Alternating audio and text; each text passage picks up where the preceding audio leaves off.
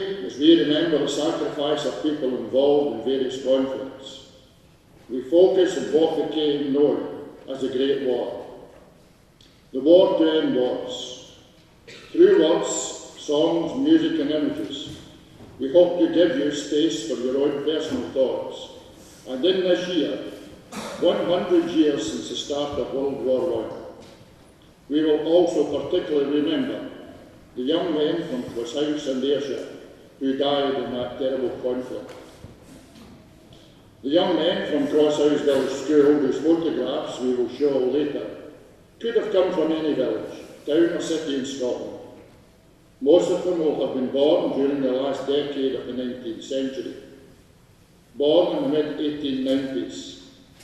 They were probably never aware that something had happened about 55 years previously that would change their lives and the lives of all around them. In that year, 1839, the Treaty of London was signed by Britain to protect the neutrality of Belgium. In 1914, the heir to the Austrian-Hungarian throne, Franz Ferdinand and his wife, were assassinated in Bosnia. Now you have to pay attention here because the following makes no sense at all. But of course, wars don't. Franz Ferdinand was assassinated. Austria-Hungary declared war on Serbia. Germany declared war on Russia. Germany declared war on France. Germany invaded neutral Belgium. Now remember the Treaty of London. And then Britain declared war on everyone who had declared war. John Jackson of the Queen's Own Cameron Highlanders said in his book, Memoir of a Tommy, that World War I was a singing war because it was a marching war. 3 miles in 50 minutes, 10 minutes rest and then on again. 12 to 15 miles of full day's marching with rifle, ammunition, pack, and afterwards steel helmets to be carried. There were no lorries to carry the men skipped until right at the end of the war. March, march, march, tramp of feet, sometimes on the cobbled French roads, with the iron-shod boots of the soldiery ringing on those ancient stones. Sometimes shuffling along the duckboats through the long communication trenches. Salisbury Plain was the place chosen for much of the training of these raw recruits. The training mainly consisted of firing practice and marching, 120 steps to the minute.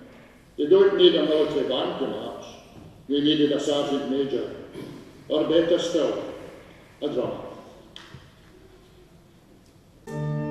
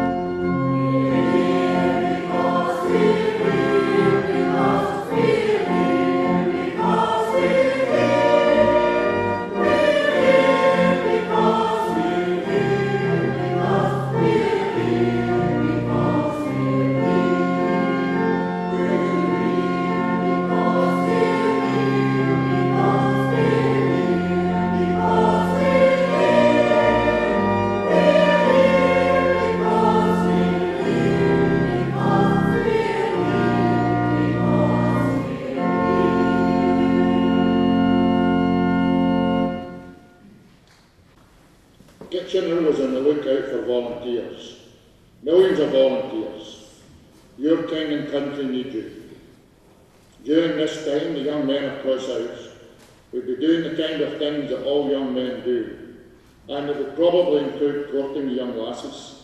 So they probably didn't care much about talk of war, but soon they were forced to listen. When they saw the recruiting posters, when they heard the music hall songs, and when they talked to their friends, there would be only one thing they would have wanted to do, and that would have been to enlist in a Scottish regiment. The recruiting posters were telling them, be quick or you'll miss the war and the glory that goes with it.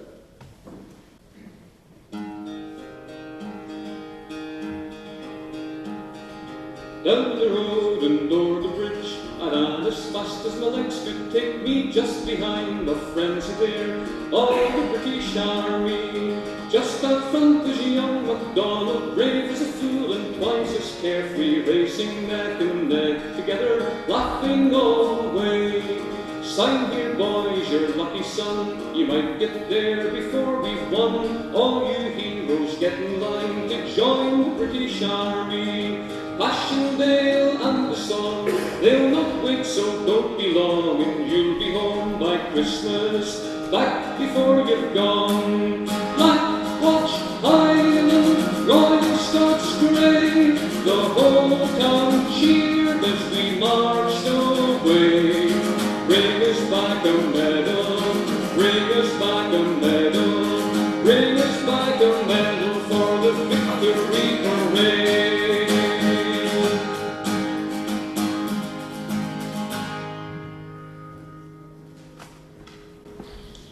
The wisdom of the day was that the war would be over by Christmas. We now know that it wasn't. Why have we been singing soldiers' songs in this act of remembrance? The answer in part is that they give us some insight into how we were feeling. The first day of the 1916 Somme offensive was the bloodiest in the history of the British Army. More than 20,000 were killed and 60,000 injured. It lasted from 1st July 1916 until November 16. With static actions such as the Somme offensive, one would imagine that the Scottish soldier had every reason to hate their enemy. But the songs did not reflect this. Most of the bitterness was directed at their superiors, and few mentioned the enemy across no man's land. Perhaps one of the most moving episodes of World War I is an event that was never reported at the time, and which has since become known as the Christmas Truce. This happened just a few short weeks from now, but 100 years ago, in that first winter of the war in 1914. This part of the story you may perhaps find out more for yourselves later. Once the fighting of the First Battle of Ypres died down in November 1914, British units that had been holding the Ypres salient were relieved by French ones. By December, the BEF, that is the British Expeditionary Force, had moved and was holding a continuous sector of the Western Front from a little south of Saint-Elio to La Passy Canal, Givenchy. British forces in France were considered of the shattered units of the regular army, most of which had been but destroyed at Ypres, and which were in the process of being rebuilt by receiving new drafts. The stats and dull nature of the trench warfare and the close proximity of the enemy caused many men to be curious about the men who were fighting. Although they rarely ever saw each other, they could hear each other talking over the trenches and could smell breakfast being cooked. They were certainly facing the same conditions of wet and cold, and in a strange way, a mutual respect developed. There were occasional shouted conversation between trenches, and the odd instance of exchange of goods. although to be adventurous was foolhardy for men who were continually shot by sniper fire. On the 5th of December 1914, General Sir Horace Smith Dorrien issued an instruction to commanders of all divisions. It is during this period that the greatest danger to the morale of troops exists. Experience of this and of every other war proves undoubtedly that troops in trenches in close proximity to the enemy slide very easily into permanent, to do so, into a live and let live theory of life. Officers and men sink into a military lethargy of which it is difficult to arouse them when the moment of great sacrifice again arises. The attitude of our troops can be readily understood and to a certain extent commands sympathy. Such an attitude is, however, most dangerous, for it discourages initiatives in commanders and destroys the offensive spirit in all ranks. The Corps Commander therefore directs divisional commanders to impress on his subordinate commanders the absolute necessity of encouraging offensive spirit, friendly intercourse with the enemy, unofficial armistices, however tempting and amusing, they may be absolutely prohibited. In the early weeks of December 1914, tremendous volumes of mail and gifts for the troops were sent from homes in the United Kingdom and Germany. King George V sent a Christmas card to every soldier, sailor and nurse.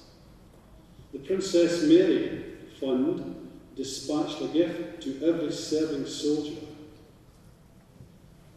Throughout December, under strong French pressure to take the initiative, the army was ordered into a series of small piecemeal attacks that proved to be very costly. Cut down by rifle and machine gun fire and unable to enter enemy trenches, the attacking units left many casualties lying in no man's land and on the enemy barbed wires. On the 20th of December, there was a local truce on the front of the 22nd Brigade. Germans beginning to talk to British wounded from no man's land. On the 23rd of December, a German soldier, Karl Ardagh, reports that both sides have been heard singing hymns in the trenches. German troops coming into the line bring Christmas trees. Some men begin to place them on the parapets of the fire trenches. On the 24th of December, Christmas Eve, the weather changed to hard frost. This makes trench conditions a little more bearable. German troops coming into the line during this time. During the afternoon and the early evening, British infantry are astonished to see many Christmas trees with candles and paper lanterns on enemy parapets. There is much singing of carols and hymns and popular songs, and gradually exchange of communication, and even meetings in some areas. Many of these meetings are to arrange collection of bodies. In other places, firing continues. Battalion officers are uncertain how to react. In general, they maintain precautions. The night brings a clear, still air with a hard frost. On the 25th of December 1914, Christmas Day, men of the 20th Brigade buried their dead of the attacks on the 18th of December, alongside German soldiers engaged in the same activity. Units behind the lines attended church services and have in most cases arranged Christmas dinners, which are taken in barns and shattered buildings. In the front line, the fraternisation of Christmas Eve is continued throughout the day. Not all units know about it, and it is not universal, but is widespread over at least half of the British front. Many bodies have been lying out in no man's land, are buried, some in joint burials. Many records the strange and wonderful events. Many men exchange tokens or addresses with German soldiers, many who speak English. As night fell, things grew quiet as men fell back into their trenches to take whatever Christmas meal that had been provided for them. On the 26th of December 1914, Boxing Day, British and German troops met in no man's land. In some areas, the friendly spirit was resumed. Gradually, however, officers and men of both sides began to resume normal trench precaution. The atmosphere in general remained relaxed as brigade and battalion officers took a pragmatic view of events.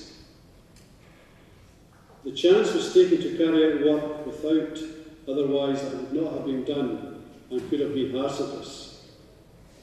By now, however, news of the truce was reaching higher commands.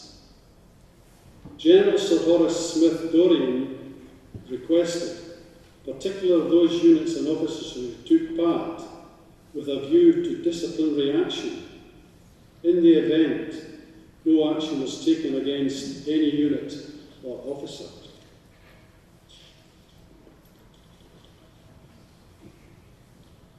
As New Year approached, the weather turned wet, with rain, sleet and storms.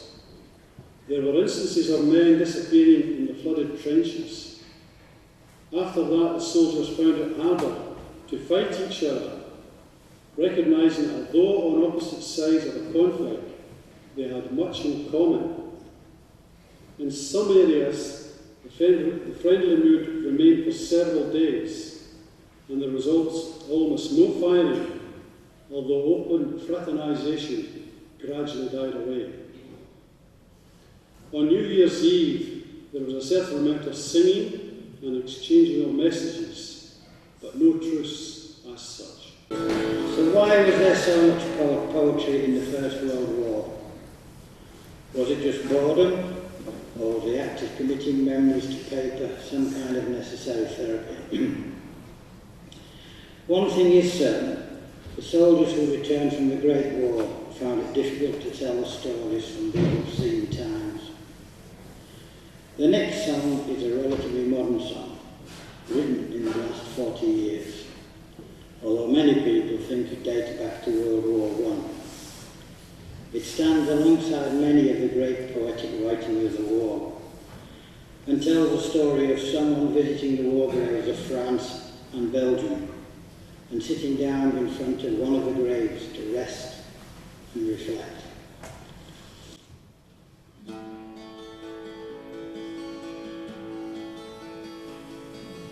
How do you do, young believer, cry? Do you mind if a city gone by your graveside and rest for a while in the warm summer sun? I've been walking all day and I'm nearly done. I see by your gravestone you're only 19 when you joined the Great Fallen in 1916. Well, I hope you died quick and I hope you died clean. Or Willie McBride, was it slow and obscene?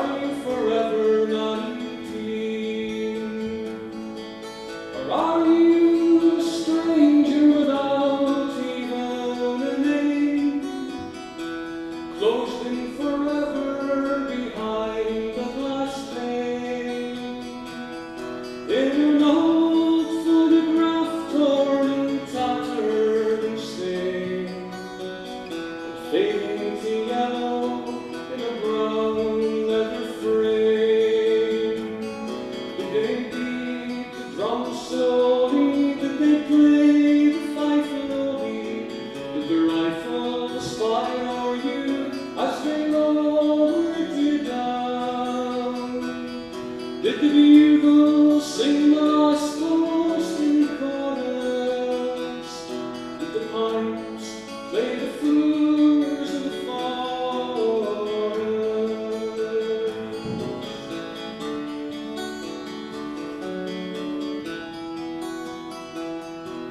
The sun shines now on the green fields of France. The warm summer breeze makes the red poppies dance. And look how the sun shines from under the cloud. No gas, no barbed wire, no guns firing now. But here in this graveyard, it's still no man's land. The countless white crosses in youth witness stand.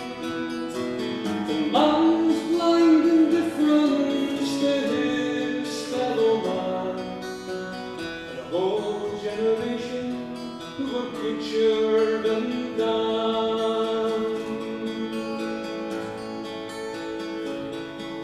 I can't help but wonder now, Willie McBride, do those who lie here really know why they died? Did they believe when they answered the call? Did they really believe that this war would end wars? For the sorrow, the suffering, the glory, the shame, the killing and the dying were all done in vain. For young Willie McBride, it all happened again, and again and again, and again and again. Did they beat the drum slowly? Did they play the fife lowly? Did the rifles fire o'er you as they lowered you down? Did the bugles sing the last post in chorus?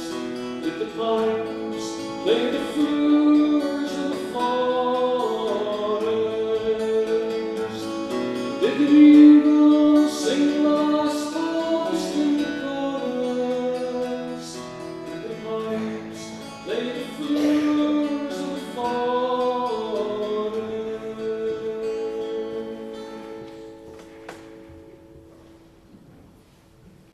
One of the sad facts of the war was that it was the young men who first answered the call.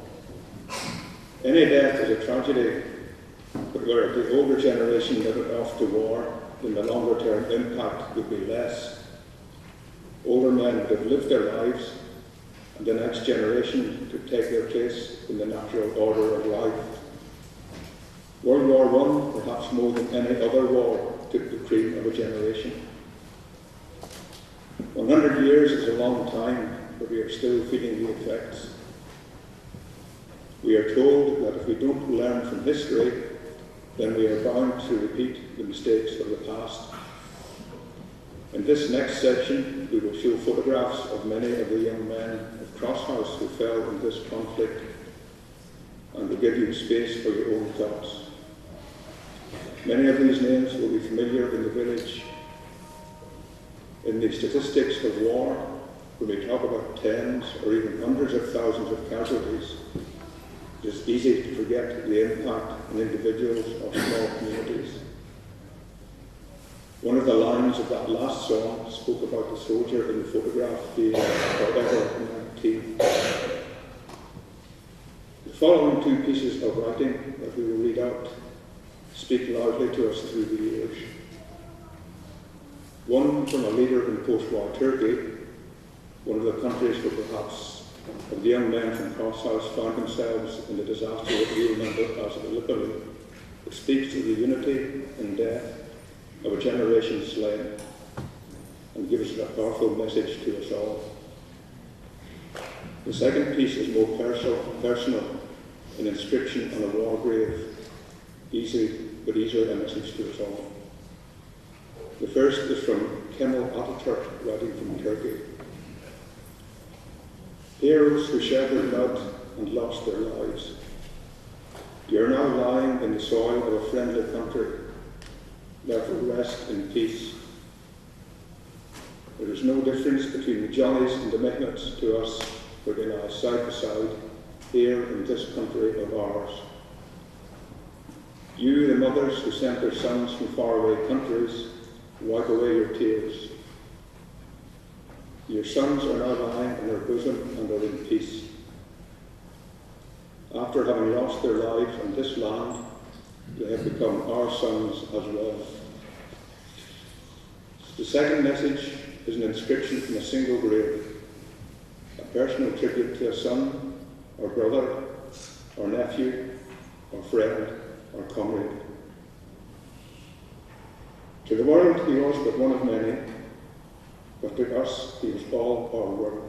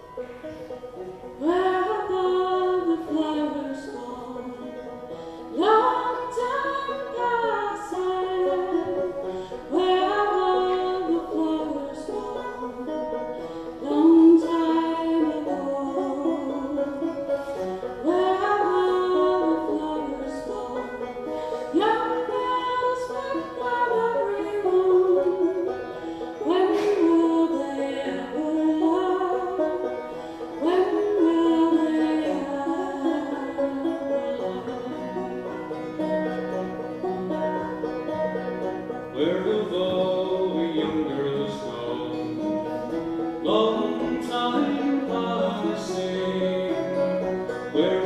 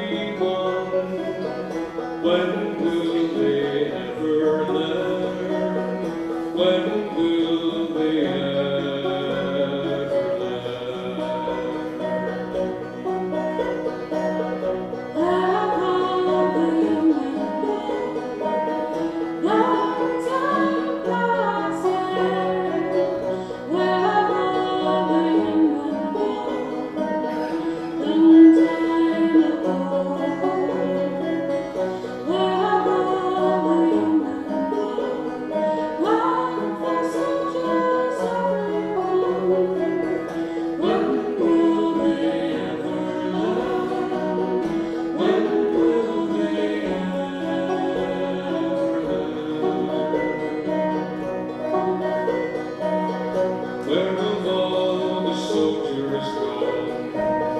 Long time passing. Where have all the soldiers gone? Long time ago. Where have all the soldiers gone? Gone to graveyards, everyone. When will they ever learn? When will they ever learn?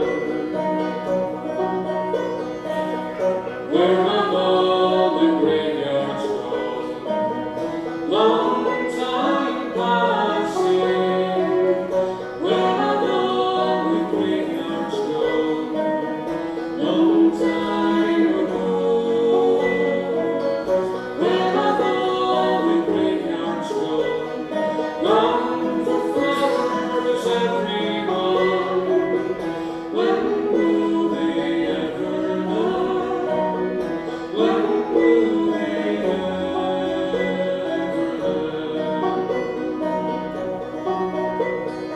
Where have all the flowers gone? Long time passing. Where have all the flowers gone? Long time ago. Where have all the flowers gone? Young girls can love everyone. When will they ever learn? When will they ever learn?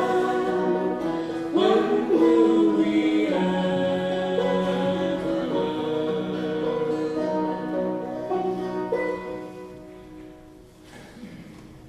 Much of the subject matter of today has been difficult. We have attempted to honour the men and women who fought in wars without glorifying war itself. We come towards the end of this act of remembrance with thoughts of hope and the prospect for a better future. We'll end with the words of Harry Lauder describing his feelings when he received a telegram to tell him that his son, John, had died. And we hear the song of hope that Harry wrote as a result of his personal tragedy. Captain John Lauder, killed in action, December the 28th. Official, War Office. That was all it said. I knew nothing of how my boy had died or where, save that it was for his country. The black despair that had been hovering over me for hours closed down now and enveloped all my sense. Everything was unreal. For a time, I was quite numb. But then, as I began to realise and to visualise what it was to mean in my life that my boy was dead, there came great pain. The iron of realisation slowly seared every word of that curt telegram upon my heart. I said it to myself over and over again. And as I whispered to myself, as my thoughts took form over and over, the one terrible word, dead.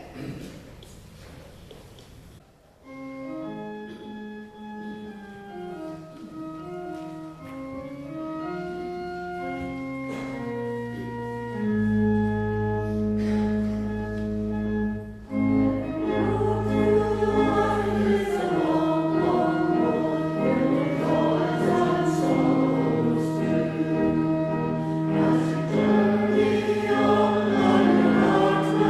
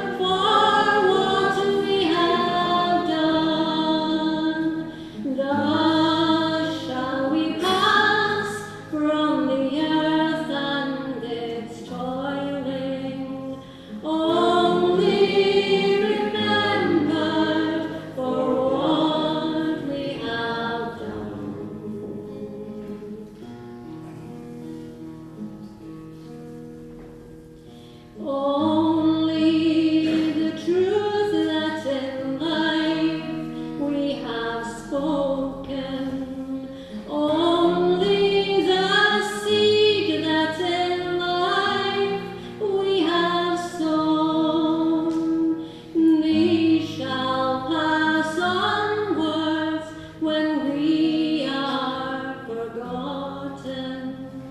Only remembered for what we have done.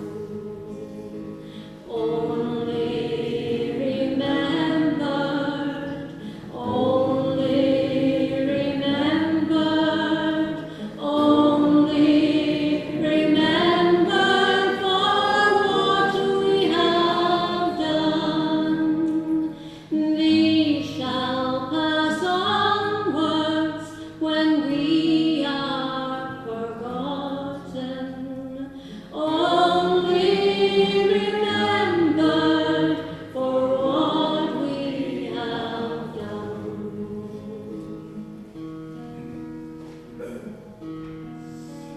And to sing the anthem and who tell the story when the bright crowns of rejoicing are won, shall we at last be united in glory. Only remembered for what we have done.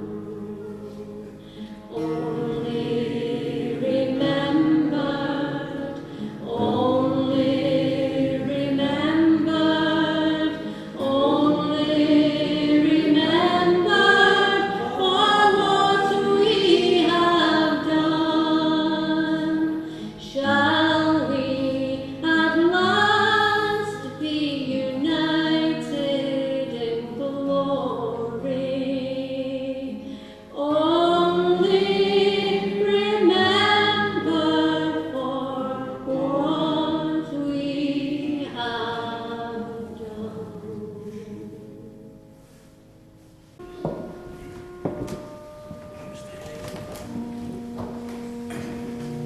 Please be upstanding.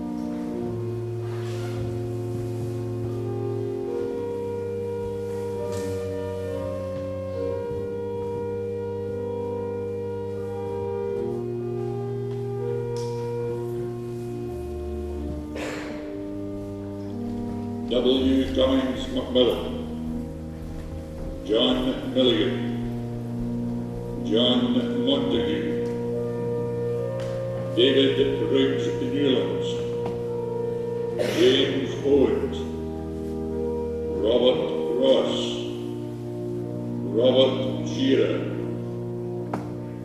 David Stewart, James Stewart, David Stevenson, Andrew Struthers, John Tate, William Wardrop, George Carlyle, Andrew Y. Young, William Hunter, George Shields, Thomas Walker, Robert White, Robert Burley,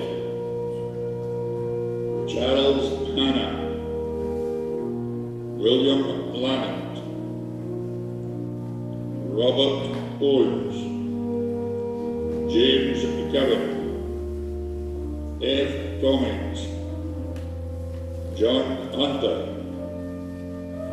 A. Livingston, J. James Ross, George Stewart, James R. Bear, William N. Neal, James Patterson, John Anderson, David Arnold, John Hall, John Barnes, Hugh Barry, James Brown, Robert Brown, John Cole, Thomas Connolly, John Cook, Robert Donegan, James Douglas, James Ewart, John Reed Ferrells, John Gibson, Samuel Hay, M.A. Hillhouse, James Kennedy, Joseph McCourt, Hugh McGee.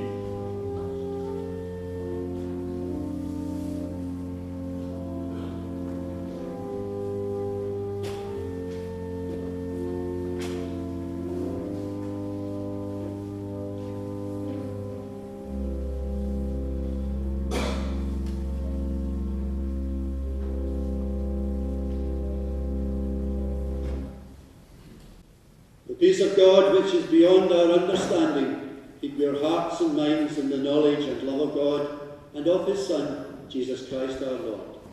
And the blessing of God Almighty, the Father, and the Son, and the Holy Spirit, be with you and remain with you and all those you love and care for, today and always.